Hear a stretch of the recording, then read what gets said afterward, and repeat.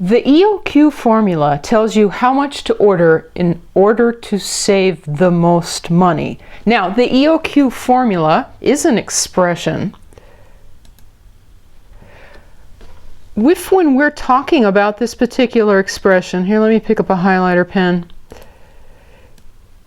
Since we're right here, if you'd like to practice it, there's a series of exercises that might prove helpful, but let me grab a pen.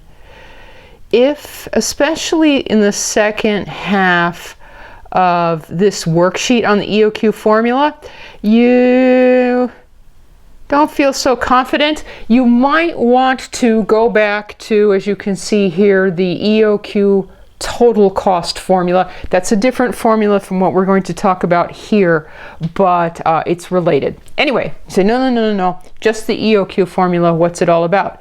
Oh, all right, well, the EOQ formula, we're going to need a note frame. Looks exactly like that.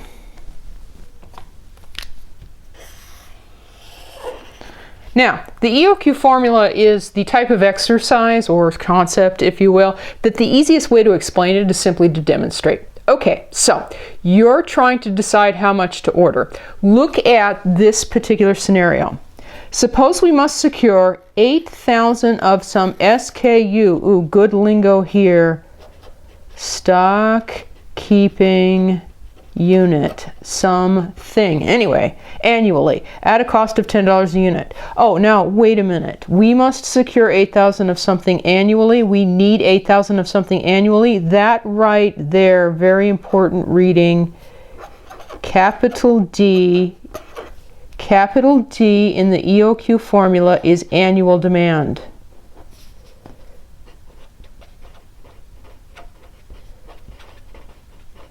So, if you were to use this formula in any situation, that's one of the numbers that you need to go find. That's one of the numbers that goes into the formula. Oh, okay. Now, and I just read in that sentence also that this unit costs us $10 each. That's interesting, but that by itself, the purchase cost of the unit, is actually not an input to the formula. I should store that fact. I'm just going to kind of punch it out here, not to forget it, but in the meantime I'd better go looking for some of these other letters, so to speak. It costs us $30 to place an order regardless of its size. That is perfect. S equals 30. Capital S is the fixed cost associated with the order, also imaginatively known as the ordering cost. Okay, another parameter that you need to get this formula to work is any cost that you pay when you order, that you pay that regardless of how much you order. Think of it, for instance, as like plus $9.95 for shipping and handling. You know, where it doesn't matter whether you order one or whether you order 5,000, it's always $9.95. That's a perfect example of S. Anyway, found it. So we're only after one other parameter. We estimate that our inventory holding cost is 30% annually. Aha, that's the H. The H is for holding, but we need to be careful. H here. Let me spell this out carefully. H is the cost of holding one unit in inventory for 1 year. Okay, as suspicious as that sounds, that is exactly what H is. That's the number we need. How much would it cost us to hold one of these SKUs in inventory for an entire year? You say, well, that's a really short scenario and it doesn't say anything about how much it costs to hold one unit in inventory. No, but very logically, they told us that it cost $10 to buy one of these things, right? That was up here. And this is very often how firms express their holding costs. Annually, as a percent of what they had to pay. There is H. H is 3. It would cost us $3 to hold one of these things in inventory for a year. Why? Because it's 30% the actual purchase price. Okay, yes, got it. Oh, right. So, you see the question. What is the best order size for this particular item, for this SKU? Right, just fill out the formula now. You say, oh, okay. The EOQ for economic order quantity, the very best order size, is the square root of, let's see, 2 times 8,000 times 30, right, divided by 3, which my calculator comes out nice and even. I get 400. Oh, all right. See, that's great. The result of that formula is 400. Yes. What's that mean? It means you should order them 400 at a time. Means anytime you need that SKU, that thing, whatever it is, you should order 400. Now, say, okay, fine. Why? There's the formula, there's how you put in the numbers, there's the answer. But why? Oh, because that will minimize these costs that are being discussed here. That will minimize the annual ordering and holding costs. Okay, that's why they call it the economic, saving money order quantity. Okay, now if you've got the note frame, we should, as long as we're just talking about that formula and its origins, we should talk about this a little bit. Because you notice on the next page it says how much does this cost and why is it the best? Okay, first off, good exercise. We now know what we want the order quantity to be. Okay, so capital Q is always the quantity, the amount. We want it to equal 400. What is that going to cost? Well, we just want to fill in the old total cost formula. Okay, we can do that. Because we say, fine, now that we know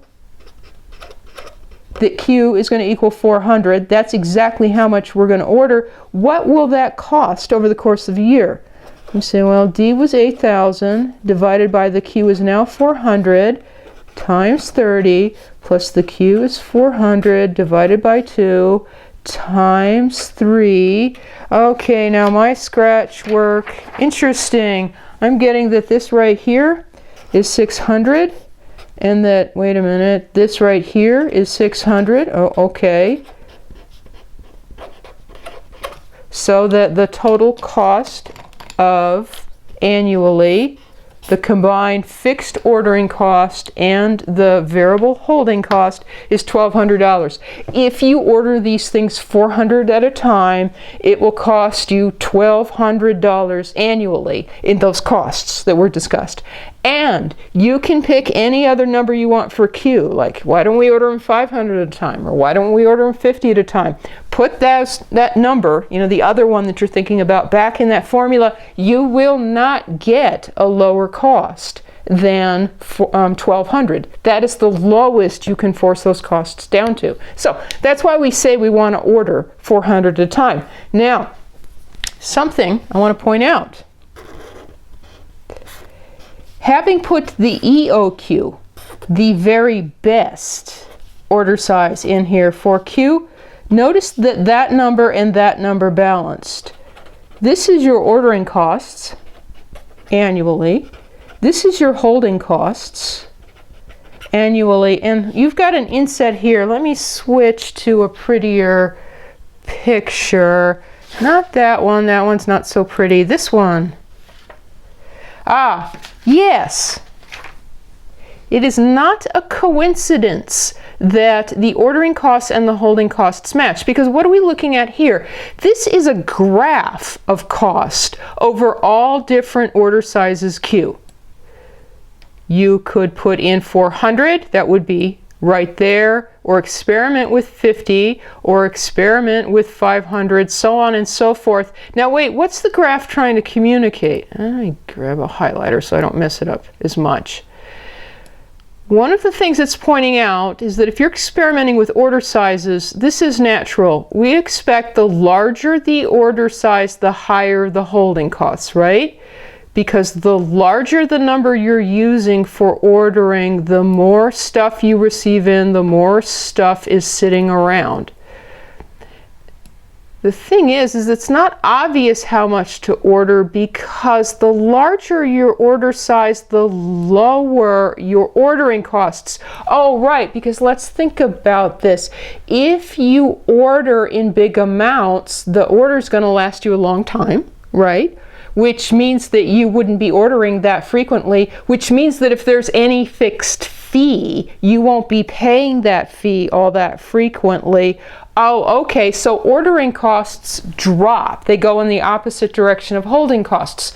We're not particularly concerned in picking this quantity. We're not particularly concerned with the holding costs or the ordering costs. We want to figure out how to get both of them, the combined total of them, as small as possible. Well, since they work in the opposite direction, isn't that creating a nice, neat U-shaped curve? That's what the top line here is. That curve is actually being drawn by this expression.